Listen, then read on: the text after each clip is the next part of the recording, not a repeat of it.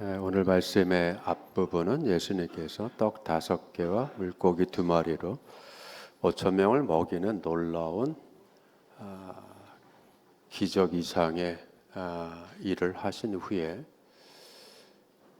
제자들을 먼저 서둘러 배를 타고 건너편으로 가라고 지시하시고 홀로 남아서 그 많은 떡을 먹었던 사람들을 다 돌려보내고 자리를 정리를 하고 혼자 기도하러 산으로 올라가신 그 대목 이후에 벌어진 일입니다. 예수님의 말씀을 듣고 제자들은 서둘러 배를 타고 건너편으로 먼저 갔습니다. 배는 항해를 시작했고 예수님은 산에 올라가셔서 기도를 하십니다. 제자들은 예수님 없이 배를 타고 항해를 하면서 그 말씀의 지시와 그 말씀을 따라 순종하는 자세를 갖고 배를 저어서 갑니다. 인생을 살아가는 것도 그런 것들이죠. 우리가 말씀을 받고 살아가며 그 말씀에 순종하는 자세를 갖습니다.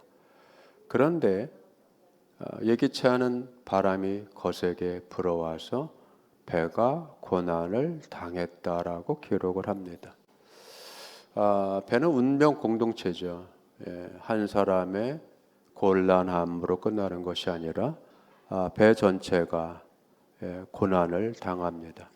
성경은 분명히 풍랑을 만나서 배가 흔들렸다라고 하지 않고 고난을 당했다라고 표현했습니다. 고난을 당한다는 것은 적당히 흔들리고 있다는 의미가 아닙니다. 바람이 배에 대하여 적대적인 행위를 하는 겁니다. 이게 고난입니다. 상대방이 나에게 대해서 적대하는 행위, 적개감을 가지고 나를 대적해서 싸우고 곤란하게 하고 일들마다 막아 세우고 그래서 곤경에 처하게 하는 겁니다. 바람이 물결을 일으켜 배에 대적하고 있습니다. 바람이 적대적인 행위를 하는 것이고 그래서 배가 고난을 당하는 것입니다. 그럼 배가 무슨 사람도 아닌데 고난을 당해요. 고난을 당하는 것은 고통과 괴로움을 의미하지만 이 고난이라는 단어 속에는 육체적인 질병을 겪는 것도 들어가 있고 정신적인 고통을 당하는 것도 포함되어 있는 매우 포괄적인 의미의 단어입니다. 바람의 적대적인 행위가 얼마나 광범위하고 깊고 컸는지를 알 수 있습니다. 배 안에 있던 제자들은 매우 곤욕스러웠을 것입니다. 이처럼 세상은 우리를 흔듭니다.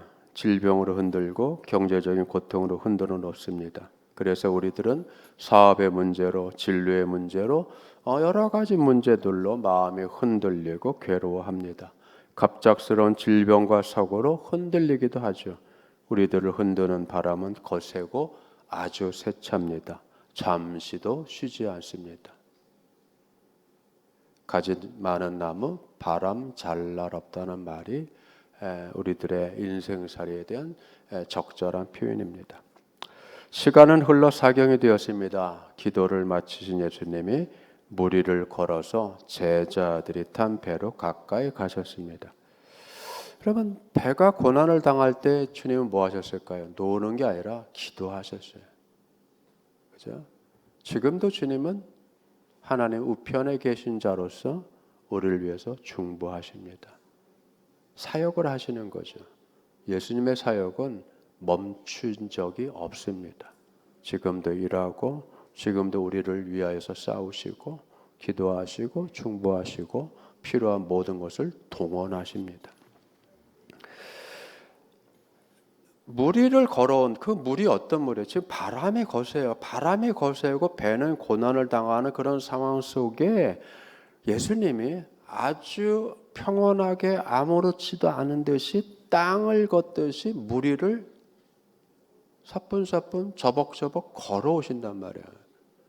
한밤중에 여러분 기가 막힐 노릇이죠. 제자들이 그 모습을 보고 유령이다라고 소리치면서 공포에 사로잡혔습니다.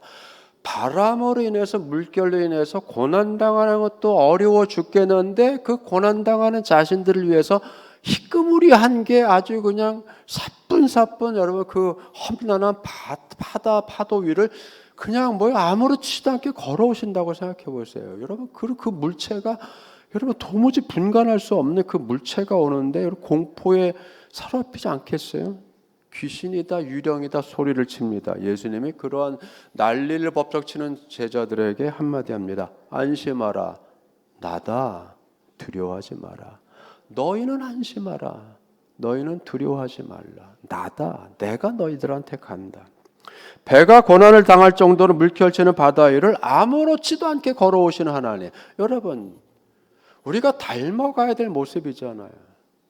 고난이 오고 병이 들고 질병이 생기고 문제가 터지고 아이들로 인해서 또는 사업으로 인해서 뒤죽박죽되고 정신이 없고 혼란스럽고 하는데 누구는 옆에서 같은 고난 같은 어려움을 겪으면서도 아무렇지도 않게 마음이 평안하고 두려움 없이 그 순간순간을 그냥 견뎌낸다고 생각해 보세요.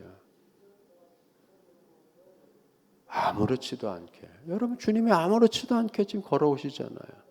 바람이 그때 멎었나요? 아니에요. 바람은 계속 붑니다. 거세게 부릅니다. 배는 고난을 당하죠. 예수님의 그 의연함과 평안함을 우리는 추구해야 됩니다. 이게 평강이죠. 이게 마음의 평안함이죠. 우리가 마음이 평안할 때 집안일이 안 생겨서 평안합니까? 아니에요. 집안에는 일이 있고 언제나 어려움이 있고 언제나 근심이 있고 언제나 걱정이 있습니다. 언제 멈춘 날이 있었나요? 근심이 멈춘 날이 있었나요? 걱정이 멈춘 날이 있었나요? 병드는 것이 멈춘 날이 있었나요? 뒷짐지고 우리를 구경하고 있었나요? 아니죠. 맨날 찾아오고 두들기고 습격해오고 하는 것처럼 언제나 엄습해 왔죠. 그러나 여러분 그런 속에서도 우리가 추구해야 될 것이 뭐예요? 평안하게 대처하는 자세. 그걸 저는 믿음의 실력이라고 표현하고 싶습니다. 실력이 있어야 돼요. 그 실력이죠, 여러분. 요행이 아닙니다. 실력이에요. 바다 위를 가볍게 산책하듯 걷는 예수님의 모습이 우리에게 주는 영감은 매우 큽니다. 여기서 영감을 얻어야 돼요. 저렇게 가야 되는구나. 저렇게 살아가야 되는구나. 천지가 개벽해도 단단하게 의연하게 하루하루를 당당하게 맞이하며 가야 되는구나. 여러분 인생은 이렇게 살아가는 것입니다. 우리는 예수님의 형상을 본받도록 닮아가도록 부름을 받은 하나님의 뜻대로 부름받은 사람들이에요. 우리는 하나님의 사랑을 알고 있고 성령께서 알려주셨죠. 그리고 그 사랑을 통해서 우리는 하나님을 사랑하는 자들입니다. 하나님은 하나님을 사랑하는 자들을 위하여서 일하시며 함께 가장 좋은 것을 이루어내고 계십니다. 이것이 뭐예요? 합력하여 선을 이룬다는 거죠. 우리에게 가장 좋은 것은 근심이 없는 삶 아니라 아들의 형상을 본받는 것입니다. 바람으로 인해 고난을 당하는 배 안에서 베드로가 예수님의 안심하라 두려워하지 말라 나다라고 하는 말을 듣자마자 예수님이 그 유령같이 온 존재가 예수님인 것을 확연하게 알고 베드로가 갑자기 뜬금없이 한마디 합니다. 주여 만일 주시거든 나를 명하여서 나에게 명령해 주세요. 물 위로 오라라고 명령해 주세요. 여러분 그렇죠? 베드로가 바다가 그때 두렵지 않았던 겁니다. 고난으로 보이지 않은 거죠. 고난의 그 한가운데서 뭐가 보인 거예요? 예수님이 보였고 뭐가 들린 거? 예수님의 음성이 들렸죠. 말씀이 들렸죠. 예수님의 말씀을 통해서 예수님인 것을 확연하게 인식하자마자 베드로의 마음에서, 베드로의 입에서 나온 얘기가 뭐예요? 주여 주님이시거든 나에게 명하여 주셔서 이 물 위를 걸을 수 있게 해주세요. 여러분 단어가 바뀌었어요. 모르시겠죠? 단어가 바뀌었어요. 바다가, 고난을 주는 바다가 뭘로 바뀌었죠? 물이 된 거죠, 여러분. 맹물이 된 거죠. 고난이 그냥 맹물 된 거예요. 이건 내가 걸어갈 수 있는 물이야. 나는 내가 감당할 수 있어. 주님 말씀하시면 나는 이거 그냥 맹물로 만들 수 있어요. 그러니까 예수님께 예수님 와라! 오라라고 하죠. 배에서 내려서 나에게 오라. 여러분, 베드로가 그 말씀에 사로잡혀서 고난당하고 있는 배에서 아주 사뿐하게 내려가요. 배에서 내립니다. 그리고 저벅저벅 주님을 바라보며 주님을 초점을 맞추고 주님께 초점하고 걸어가요. 여러분 위대하지 않아요? 이게 위대한 거야. 말씀을 듣고 한 발짝 내딛는 게 위대한 겁니다. 천리길도 한 걸음이에요. 천리길도 한 발짝 내딛는 것부터 시작하는 것이지 앉아서 가만히 온갖 공상과 상상을 한다고 천리길을 가는 게 아닙니다. 믿음은 큰 믿음을 갖고 위대한 믿음을 갖고 행하는 믿음을 갖는 건 상상으로 되는 게 아니에요. 생각으로 되는 게 아니에요. 한 발짝 내딛는 것으로 시작되는 겁니다. 몇 걸음 걸었어요. 얼마나 위대합니까? 주님과 같은 평안함이 왔고 담대함을 가졌고 용기를 가졌고 그 그 바다가 아니라 늘 마시는 물과 같은 아주 익숙하고 평안하고 순한 바다가 순하게 보인 거죠. 바다가 물로 보인 거잖아요. 사람들은 그렇게 얘기합니다. 나를 우습게 얘기하면 내가 같이 물처럼 우스워? 하라고 하잖아요. 우스운 거죠, 여러분. 베드로가 그 예수님의 말씀을 듣자, 그 말씀 명령을 받자 바다가 우스워진 거죠. 얼마나 커졌습니까? 베드로의 믿음이. 그런데 그 위대한 발걸음이 주저앉게 된 것은 바람이 불어오는 걸 보자 다시 두려움이 엄습했기 때문이죠. 두려움이 엄습하자마자 베드로는 빠져 들어갔습니다. 근데 빠져 들어가는 그 순간 뭐라고 외쳤죠? 주여 나를 구원하소서. 이 상황을 건지고 이 상황을 구원하고 나를 이끌어낼 것은 내 힘과 내 의지와 내 결단과 내 행위가 아니라 주님입니다. 나에게 오라고 명하신 주님이십니다. 이 바다를 지어 밟고 오신 주님이십니다. 주님만이 나를 구원할 수 있습니다. 주여 나를 구원하소서. 여러분, 이게 실패인가요? 베드로의, 여러분 우리는 그걸 베드로의 실패라고 보시면 안 돼요.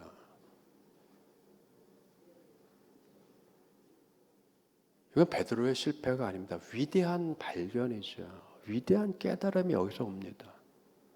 예수님이 즉시 그 외침에 즉시 응답해서 팔을 내밀어서 베드로를 붙잡습니다.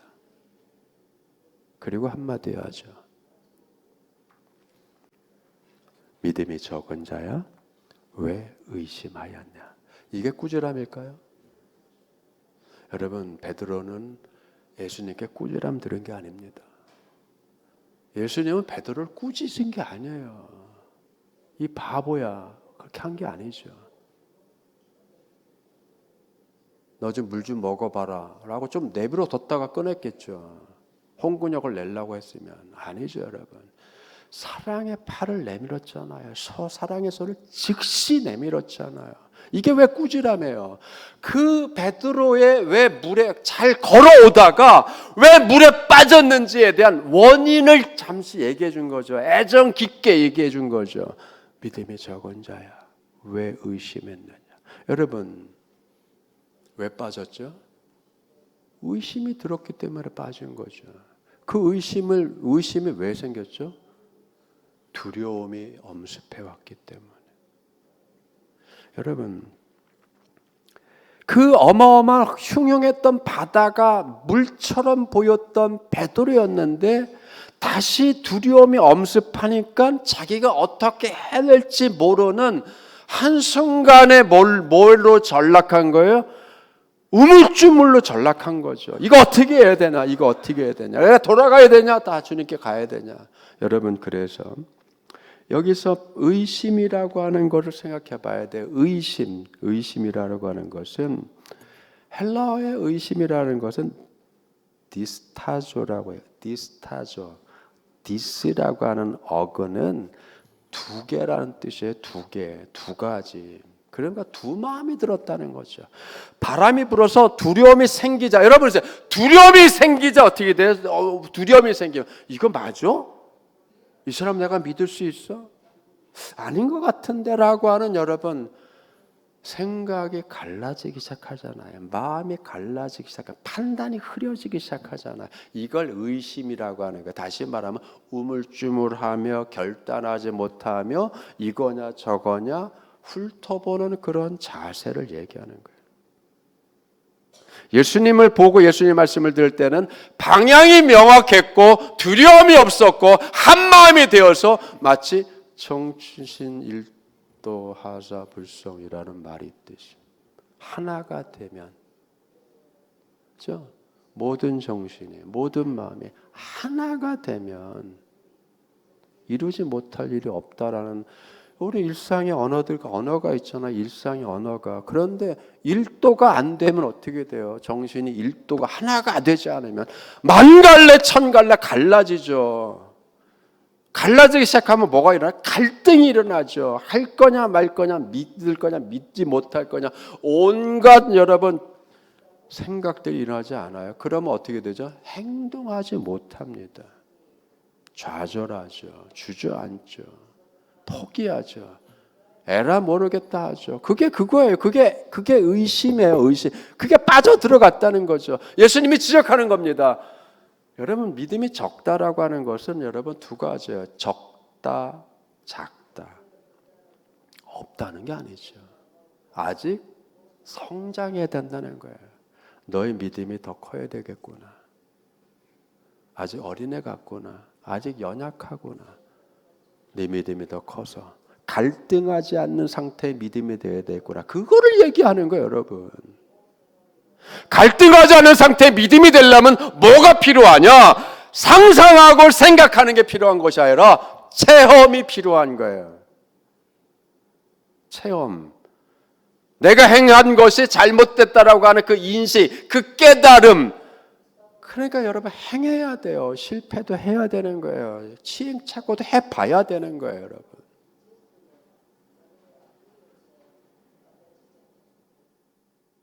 지지 않고 늘 승리하려면 뭐 해야 돼요? 안 하면 되는 겁니다, 여러분. 안 두면 돼요. 바둑에서 앉으려면 바둑을 앉으면 돼요. 경기에서 앉으려면 경기 안 하면 돼요. 축구에서 앉으려면 축구 안 하면 돼요. 안 하면 돼요. 그럼 뭐 안 하면 지는 일은 없죠. 그러나 아무런 변화가 안 일어나죠. 실력이 안 쌓이잖아요. 믿음이 적은 자 왜 의심하나? 꾸지람이 아니라고 하는 것을 인식해 주시고, 주님은 우리를 꾸짖지 않으세요. 왜? 우리의 애를 알잖아요. 우리의 수준을 알잖아요. 우리의 수준을 알기 때문에 주님이 우리를 뭐요? 그냥 꾸짖는 것이 아니라 사랑과 애정을 가지고 다가오시고 말씀을 하시죠. 원인을 분석해 주시죠. 이제는 그게 이 정도 가지고 안 되겠다. 더 가야 되겠다 하는 거잖아요. 더 성장해야 됐다고 하는 거잖아요. 그래서 베드로가 무리를 걷지 못한 것은 용기가 부족하거나 신앙이 없어서가 아니라 베드로만이 유일하게 자기 앞에 온 그 유령 같은 존재의 말을 걸은 사람이잖아요. 예수님의 말씀에 순종하여서 그 요동치는 고난당하는 배에서 내려서 주님을 향해서 무리를 걸었잖아요.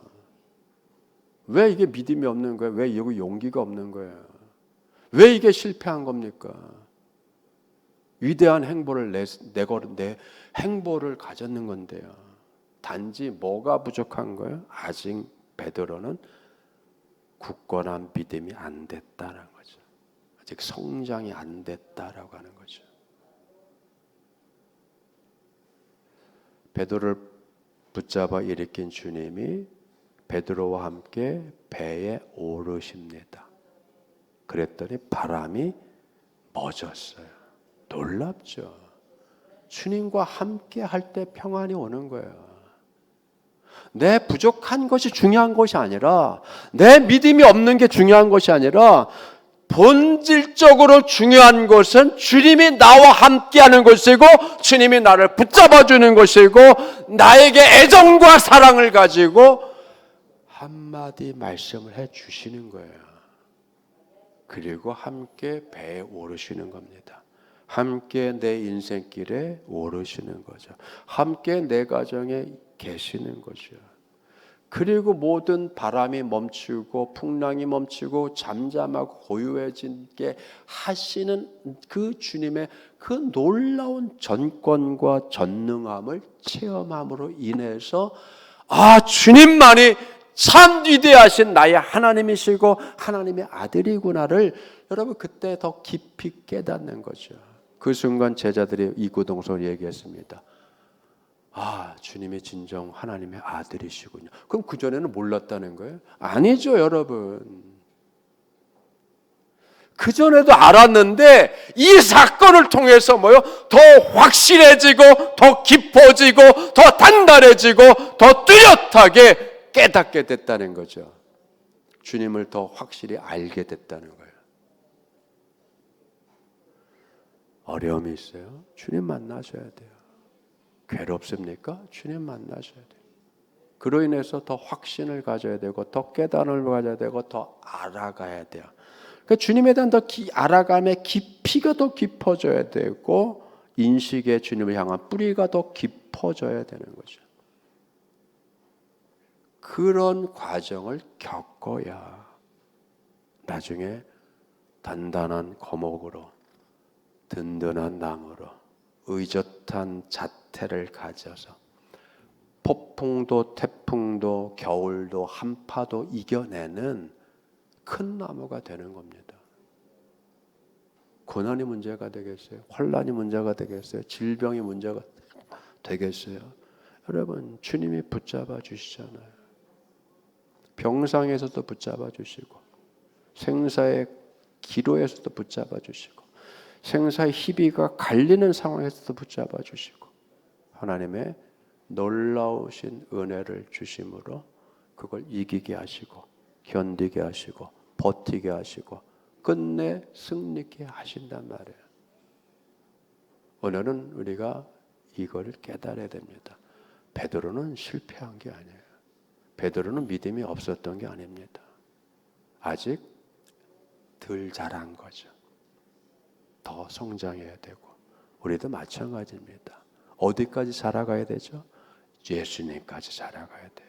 무슨 일을 겪던 평안할 정도로 평안한, 평강이 있는, 든든한, 흔들리지 않는, 능히 감당하는, 고난까지도 능히 감당할 수 있는, 견뎌낼 수 있는, 하나님이 어떤 상황에도 쓰실 수 있는 상태로 주님은 우리를 성장시키시고 여러분을 양육시키시고 여러분을 다듬으시고 여러분을 세워 가실 겁니다. 여러분은 풀이 아니라 나무입니다. 그것도 그냥 나무가 아니라 신앙의 거목처럼 커야 될 주님의 교회의 기둥같이 주님 나라의 기둥같이 쓰임받을 하나님이 양육하고 기르시는 백향목과 같이 종려나무같이 든든하게 서야 될 여러분들입니다.